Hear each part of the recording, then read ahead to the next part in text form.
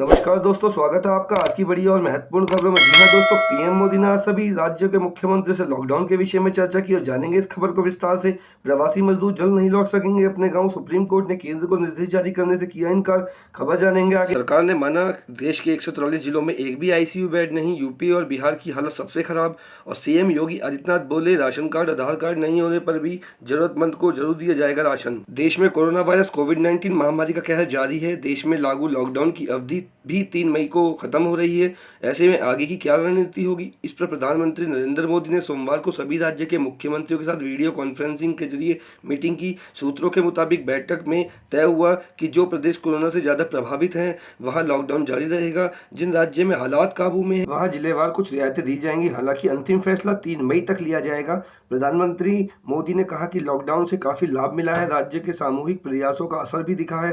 PM ने इस बैठक में राज्य से बड़े पैमानों पर सुधारों की मांग की। उन्होंने कहा कि यह सुधारों की योजना बनाने का सही समय है। राज्य सामाजिक और आर्थिक कल्याण के सुधारों की योजना बनाएं और इसकी रिपोर्ट जल्द से जल्द केंद्र को भेजें। प्रधानमंत्री नरेंद्र मोदी के साथ चर्चा में करीब 9 राज्य के मुख्यमंत्रियों ने अपनी बात रखी और कोरोना संकट को लेकर अपनी रिपोर्ट पेश की। प्राप्त जानकारी के मुताबिक मेघालय और हिमाचल प्रदेश को छोड़कर बाकी राज्य लॉकडाउन को 3 मई के बाद चरणबद्ध तरीके से हटाने के पक्ष में हैं। सिर्फ मेघालय और हिमाचल प्रदेश ने लॉकडाउन को आगे बढ़ाने की अपील की है। इस बैठक में मुख्यमंत्रियों में हरियाणा के सीएम मनोहर लाल खट्टर, उत्तर प्रदेश के सीएम योगी आदित्यनाथ, राजस्थान के सीएम अशोक गहलोत, पश्चिम बंगाल की सीएम ममता बनर्जी, तेलंगाना के सीएम चंद्रशेखर राव, महाराष्ट्र के उद्धव ठाकरे, हिमाचल प्रदेश के सीएम जयराम ठाकुर, गुजरात के सीएम विजय रूपाणी, उत्तराखंड के सीएम त्रिवेंद्र सिंह रावत, दिल्ली के सीएम अरविंद केजरीवाल और मध्य प्रदेश के सीएम शिवराज सिंह चौहान समेत कई मुख्यमंत्री शामिल हुए। इससे पहले कब हुई मीटिंग वो भी मैं आपको बता देता हूं। बता दें कि इससे पहले 20 मार्च को हुई पहली बैठक में 8 राज्य ने वायरस के नियंत्रण, चिकित्सा, बुनियादी ढांचे के उन्नयन और स्थानीय स्वास्थ्य संसाधनों के प्रशिक्षण पर अपने विचार रखे थे। इसके बाद 2 अप्रैल को दूसरी बैठक में लगभग 8 राज्यों ने लॉकडाउन के एग्जिट प्लान की रणनीति पर चर्चा की थी। वहीं 11 अप्रैल की तीसरी बैठक में कम से कम 13 मुख्यमंत्रियों ने लॉकडाउन को बढ़ाने के लिए कहा था। केंद्रीय गृह मंत्रालय ने प्रवासियों के बारे में सोमवार को सुप्रीम कोर्ट में स्टेटस रिपोर्ट दायर की है। उसने कहा है कि प्रवासी मजदूर जो लॉकडाउन से पहले कहीं काम कर रहे थे उनको गांव पहुंचाने की अभी कोई जरूरत नहीं है। ऐसे प्रवासी मजदूरों और उनके परिवार की जरूरत का ख्याल रखा जा रहा है। रिपोर्ट के अनुसार अगर प्रवासी मजदूरों को उनके गाँव पहुँचाया जाता है तो खतरा बढ़ेगा। अभी गाँव कोविड-19 से काफ़ी हद तक बचे हुए हैं। अगर शहरों से लोग गाँव पहुँचते हैं तो इसका संक्रमण का खतरा बढ़ेगा।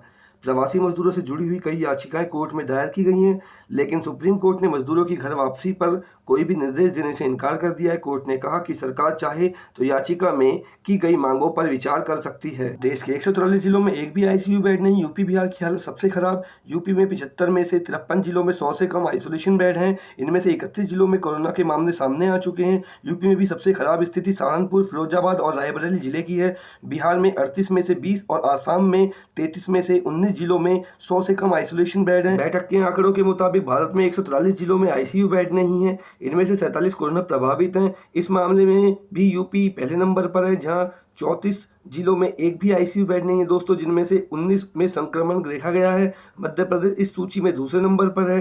राज्य के केवल 31 जिलों में शून्य आईसीयू बेड हैं। इनमें से 11 जिलों में कोविड-19 के मामले देखे गए हैं। बिहार के 29 जिलों में आईसीयू बेड ही नहीं है दोस्तों। देश में कुल 123 जिलों में वेंटिलेटर बेड नहीं है दोस्तों, जिनमें 39 में कोविड-19 के मामले देखे गए हैं। यूपी में ऐसे 35 जिले हैं जिनमें 20 में से कोरोना पॉजिटिव के मामले आ चुके हैं। बिहार में 28 और असम में 17 जिले ऐसे हैं जिनमें क्रमशः 10 में से 3 कोरोना के मामले सामने आए हैं। प्रेजेंटेशन में ऐसे 10 जिलों के बारे में भी बताया गया है जहां बेड क्षमता उपयोग सबसे ज़्यादा है।